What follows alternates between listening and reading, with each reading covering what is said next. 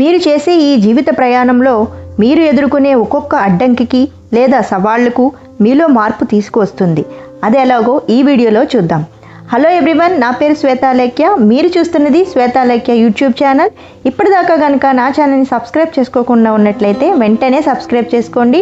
అలాగే పక్కనే ఉన్న బెల్ ఐకాన్ని క్లిక్ చేసి పెట్టుకోండి, ఎందుకంటే నేను పెట్టే ప్రతి వీడియో మీకు నోటిఫికేషన్ రూపంలో వస్తుంది. ఇప్పుడైతే వీడియోలోకి వెళ్ళిపో. ఆ అడ్డంకికి కానీ సమస్యకి కానీ అధిగమించేందుకు అవసరమైన బలాన్ని మీరు సమకూర్చుకోగలుగుతారు. ఎలా అంటే గుణాలని, సామర్థ్యాన్ని వికసింపచేసుకోగలుగుతారు. ఈ గుణాలు, సామర్థ్యం మీలో చోటు చేసుకున్న తర్వాత మీ కలల్ని సాధించుకునే వ్యక్తిగా అవి మిమ్మల్ని రూపొందిస్తాయి. ఆ కారణంగానే సవాళ్ళు, అవరోధాలు మీరు ఒక హీరో ప్రయాణం చేసే మార్గంలోనే వెళ్తున్నారని నిరూపించే గొప్ప నిదర్శనాలు. నిజానికి మీరు ఎదుర్కొనే సమస్యలు, అవరోధాలు ఎంత పెద్దవిగా ఉంటే మీ విజయం కూడా అంత పెద్దదిగా ఉంటుంది. కానీ ఇది ఎలాగా అని ఆలోచించవచ్చు. అంతేకాక దాన్ని సాధించే మార్గంలో మీరు విజయానికి మరింత చేరువుగా ఉంటారు. సవాళ్ళ నుంచి అందరూ ప్రధానంగా పొందే ఫలితం వాళ్ళు కోరుకున్నది కాదు, వాళ్ళు ఎటువంటి వ్యక్తిగా తయారవుతున్నారన్నదే. మీ ముందు ఒక సవాల్ ఉంది, దాన్ని మీరు అధిగమించినప్పుడు మీలో కాన్ఫిడెన్స్ లెవెల్ అనేది చాలా వరకు పెరుగుతుంది. దానివల్ల మీ సామర్థ్యంలో నమ్మకం పెరుగుతుంది, దైవంలో మరింత నమ్మకం కలుగుతుంది. అప్పుడు మీరు మరింత పెద్ద సాఫల్యాన్ని కూడా సాధించగలుగుతారు. అవరోధాలను అధిగమించడం అనేది ఇక్కడ చాలా గొప్ప బహుమానం. మీరు పొందే దానికన్నా చాలా గొప్ప విషయం అది. ఎందుకంటే దాన్ని మీ దగ్గర నుంచి ఎవరూ తీసుకోలేరు. ఏదైనా సాధించుకునే శక్తి మీకు ఖచ్చితంగా వస్తుంది. ఒకసారి బాధలు, కన్నీళ్ళు, సవాళ్ళు, తలకిందులవటాలు, బోర్లా పడ్డాలు, ఇలా అటువంటి ఏమైనా అనుభవించినప్పుడు వాటిలోంచి మీరు మరింత మెరుగైన వ్యక్తిగా బయటకు వస్తారు. ఎందుకంటే వాటన్నిటి వల్ల, ఆ ఎక్స్పీరియన్సెస్ వల్ల మీరు మంచి ఆత్మవిశ్వాసంతో పొందగలుగుతారు.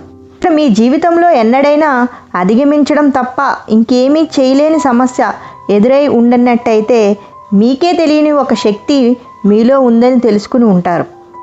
అలా సంపాదించుకున్న శక్తులే మీ వ్యక్తిత్వాన్ని తీర్చిదిద్దుతాయి. అంతకు ముందు ఉన్నదానికన్నా గొప్ప వ్యక్తిగా మిమ్మల్ని మార్చివేస్తాయి.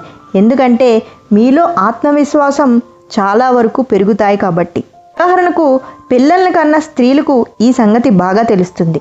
అది ఎలాగో ఇప్పుడు చూద్దాం. పసిపిల్లల్ని సాకే, పెంచే తల్లులకు చాలా బలం కావాలి. వాళ్ళకి సహనం, ఓర్పు, సంకల్పం, శారీరక బాధలని భరించే శక్తి అవసరం. పురిటి నొప్పులను భరించటం, ప్రసవించడం వలన మాతృత్వ బాధ్యత నిర్వహించేందుకు సిద్ధం చేస్తాయి. దాన్ని సవ్యంగా చేసేందుకు అవసరమైన బలాల్ని, గుణాల్ని అందిస్తాయి. అత్యంత కష్టతరమైన పరిస్థితులలో ఆమె బలంగా నిలబడడం వల్లే మనలో చాలామంది మన అమ్మని ఒక హీరోగా భావిస్తాం. మీరు ఏదైనా సమస్యను అధిగమించినప్పుడు అబ్బా భలే మొత్తం మీద సాధించాను అని భావించేది మీకు చెందిన ఒక అనుభవం. మీరు ఊరికే అలా కూర్చుని నన్ను నేను ప్రేమిస్తాను అనుకోలేదు అని అలా కాకుండా మన ఆత్మవిశ్వాసాన్ని మనం గౌరవించుకోవాలి. నిజంగా చెప్పాలంటే ఈ సవాళ్ళు, అవరోధాలు మనం ఎదగటానికి, మరింత మెరుగ్గా తయారవటానికి ఎంతగానో ఉపయోగపడతాయి. మన సౌక సౌధ్యాల నుంచి బయటపడి జీవితం మనకు నేర్పించిన ఈ అనుభవాలు చవి చూసేందుకు అవకాశాలని అందిస్తాయి. మనం ప్రయాణించే ఈ ప్రయాణంలో మనకు ఎదురయ్యే సవాళ్ళు, సమస్యలు మన కలలు నిజమయ్యే తరుణంలో మనలో ఉండవలసిన గుణాలని, సామర్థ్యాలని మనం ఎదగటానికి సిద్ధం చేస్తాయి. విజయాన్ని అందుకుని దాన్ని నిర్వహించే నేర్పు మీలో లేనట్టయితే ఈ కళ ఎంత త్వరగా మనసులో తలెత్తిందో అంతే త్వరగా ఆవిరైపోతాయి. అందుచేత సవాళ్ళు, సమస్యలు మనవి విజయానికి సిద్ధం చేస్తాయి. అసలు ఏ ప్రయోజనమూ లేని వాళ్ళకే తమ జీవితంలోని సమస్యలే పెద్దవిగా అనిపిస్తాయి. ప్రయోజనం లేని వారికి సమస్యలకు కారణాలు కనిపించవు. పైగా అది తమ దురదృష్టం వల్లే అని అనుకుంటారు వాళ్ళు. కానీ సవాళ్ళకి, సమస్యలకి ప్రయోజనం ఉంది. అవి మీలో క్రమంగా వికాసాన్ని కలిగజేస్తాయి.